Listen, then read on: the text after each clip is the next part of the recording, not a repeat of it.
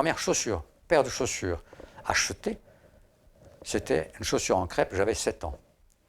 Avant, c'était Bastiano, donc le père Tony, qui faisait les chaussures à tous les gens du village, quoi. Alors on ne le payait pas. Mon père lui donnait des semences, je me souviens, des semences de pommes de terre pour payer donc le travail qu'il faisait, quoi.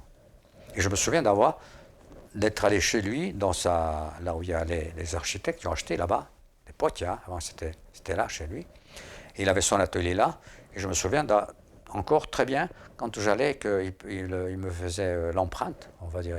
Je mettais un pied sur un morceau de cuir, et puis il traçait, si tu veux, sur le cuir, il traçait la forme de mon pied, quoi.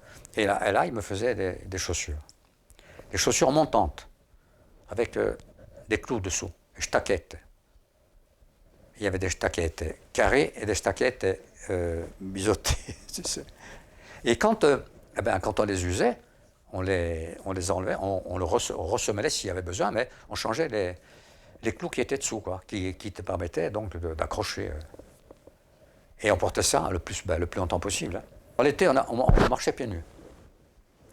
On ne portait plus de chaussures à partir du mois, sauf pour aller à l'école, je pense qu'on ne devait pas aller à l'école pieds nus, mais à partir du mois de mai, quand commençait à faire beau, au beau jour, on marchait pieds nus dans le village.